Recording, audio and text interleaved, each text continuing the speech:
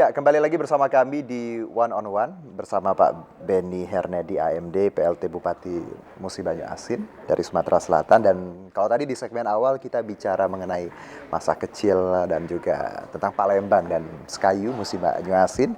Nah, sekarang saya akan bicara mengenai politik karena Pak Benny adalah PLT Bupati Musi Banyu Asin.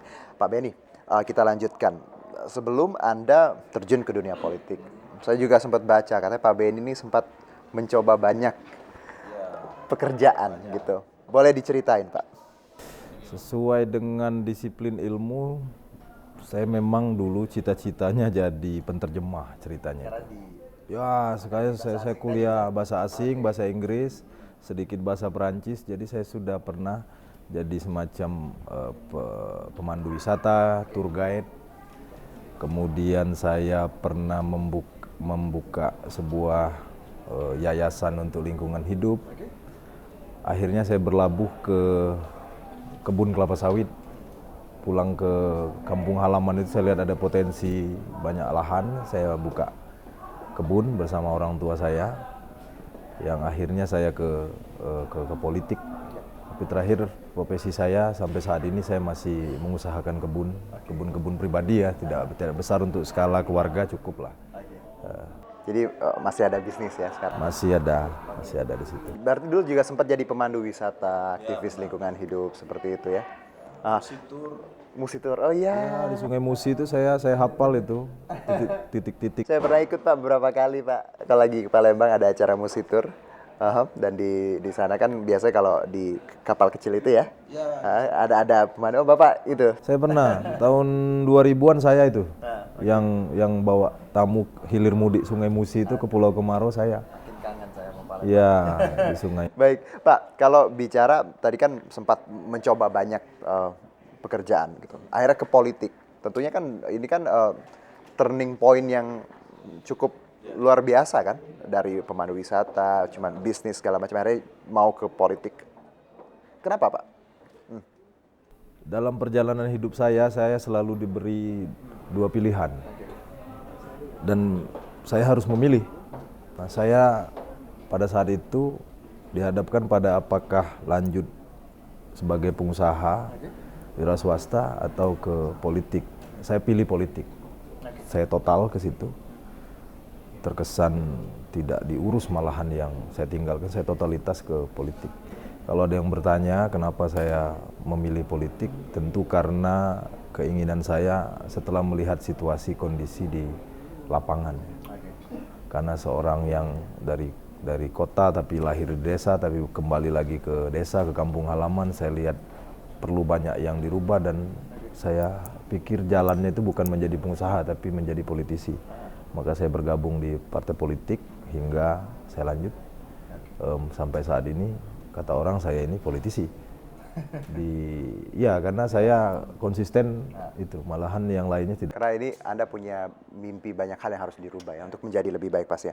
Nah Pak, ketika Anda menyatakan untuk terjun ke dunia politik, dukungan dari keluarga seperti apa?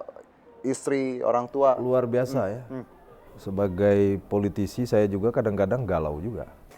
Kadang-kadang lunglai juga. Iya, bingung gitu ya? Iya, ada gagal. Saya berapa kali gagal. Mau jadi caleg, tidak terpilih, kurang suara, dan seterusnya. Juga pernah barangkali ada momen-momen pemilihan-pemilihan yang saya harus tidak terpilih misalnya kan. Nah di situ menurut saya, disitulah peran keluarga ya, orang tua, istri. Malahan justru mereka yang mensupport pada saat kita drop. Bayangkan kalau mereka tidak support, saya sebetulnya mungkin sudah jatuh. Nah ini yang kalau ditanya peran keluarga, terutama istri, itu yang saya pikir itu peran mereka. Memberi masukan pada saat semangat, pada saat kita sedang kondisi tidak baik misalnya. Oke, jadi memang dukungan keluarga ini luar biasa membantu Anda ya, secara psikologi seperti itu. Oke, Pak, dan tadi Anda juga menyebutkan bahwa masih sekarang menjalani bisnis tadi kelapa sawit. Let's say, berarti title pengusaha itu masih ada di Anda. Ya, pengusaha kan banyak orang yang pengen jadi pengusaha aja Pak, lebih baik. Maksudnya ya udahlah usaha aja. Kenapa nggak usah main politik deh gitu? Kenapa Anda tetap bersikeras gitu? Sebetulnya menurut saya kalau sudah masa pengabdiannya nanti sudah merasa sudah cukup, saya akan kembali lagi ke dunia usaha. Tapi menurut saya tidak boleh campur lah, totalitas. Jadi pengusaha itu kan barangkali berusaha mencari keuntungan ya. Sedangkan di politik itu ngurusi umat, ngurusi orang banyak. Nah, jadi jangan konflik interest. Jadi saya memilih untuk politisi. Kalau yang usaha sebetulnya sudah saya serahkan kepada adik keluarga saya. Kenapa dipilih itu? Karena tantangan saya di dunia politik memang lebih menantang dan ada nilai-nilai yang saya anggap cukup baik. Baik, Anda sekarang menjabat sebagai PLT Bupati Muba, menggantikan Bupati nonaktif Pak Fahri yang tersandung kasus ya, oleh KPK. Tapi sebelum saya bicara lebih detail soal ini, ketika Anda mendengar kabar partner Anda, ya Pak Fahri ini tersandung kasus, apa yang pertama kali ada di pikiran Anda saat itu? Ya prihatin ya tentu ya. Saya sempat prihatin dan terkejut sekali karena saya tahu bupati dan wakil bupati itu tentu berkomunikasi, tapi untuk urusan kasus itu kemarin memang saya tidak tahu. Kemudian kondisi sebegitu cepat, ya ada operasi tangkap tangan, tapi bukan terhadap bupati sih, tetapi terhadap anak buah kami dan beberapa anggota DPR. Saya terkejut, saya sempat bertanya ke beliau soal beberapa kondisi. Ya memang mengejutkan sekali, tapi saya tetap support dia. Saya datangi, saya support, dan saya selalu ngomong Pak Fahri itu sebetulnya orang baik menurut saya, pasangan saya kan. Dan beliau yang saya salutnya juga itu menerima dengan lapang dada, ikhlas, sampai yang paling terakhir dia bertanggung jawab menyerahkannya itu kepada saya, yaitu malahan diupacarakan dalam satu kesempatan malam ya. Nah, itu luar biasa menurut saya, dan sampai saat ini saya dalam beberapa kesempatan saya selalu mengajak masyarakat untuk memberikan doa agar mendapatkan keadilan seadil-adilnya untuk Pak Fahri. Terkejut sekali memang. Baik, tentunya ketika Anda akhirnya menjadi PLT dan beban itu pasti ada loh Pak. Karena kan ini let's say kasus yang dilihat publik ya. Apa yang Anda rasakan beban?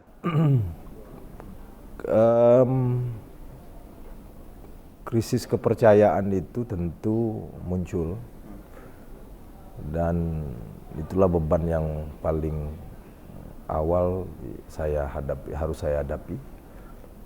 Tapi kalau soal bekerja saya tidak merasa itu beban. Tapi menurut saya secara umum kami itu Muba itu dibebani dengan sebuah opini bahwa seolah-olah semua rusak.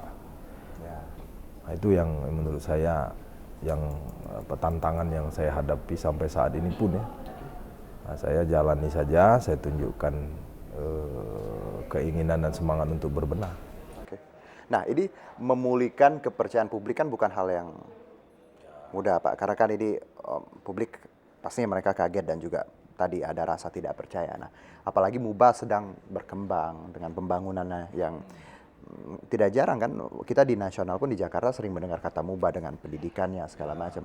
Nah tentu Anda, bagaimana upaya Anda memulihkan kepercayaan publik ini? Yang menjadi sumber ketidakpercayaan saya buat terobosan.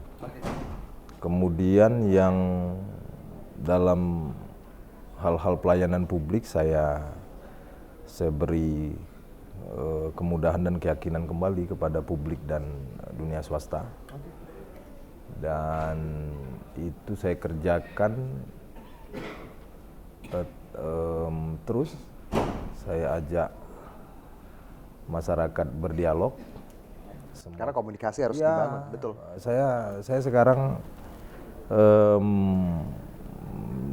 bulan terakhir ini dikit-dikit saya kumpulin segmen-segmen yang ada, komponen-komponen masyarakat, saya bicara, saya minta kritik, saya minta menawarkan ruang dialog untuk perubahan. Semua segmen secara bertahap saya kumpulin.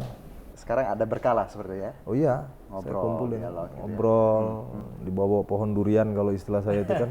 Saya tidak mau di dalam ruangan, ketemu dengan siapapun, saya terbuka. Saya pikir itulah menurut saya yang bagian dari membangun kembali kepercayaan publik. Pak, satu pertanyaan saya menggelitik adalah dengan title PLT ini ya, pelaksana tugas. Apakah ini menjadi, ada sandungan nggak sih Pak ketika disebut PLT ini?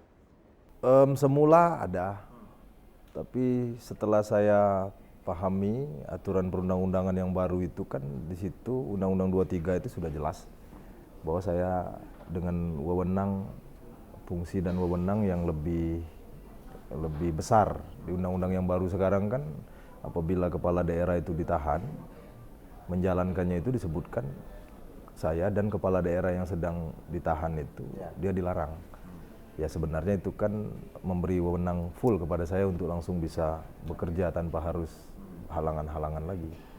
Nah, jadi kalau ditanya PLT itu ada beban tersendiri, di awalnya iya, tapi setelahnya itu masyarakat juga paham saya. Pelan-pelan tadi ya Pak ya, komunikasi dibangun, Ya, tadi begitu. ngobrol, Konsolidasi. saya setuju. Baik, kita break dulu Pak. Nanti kita bahas lebih detail lagi soal MUBA, lebih banyak lagi. Kita akan break, tetap bersama kami di One on One.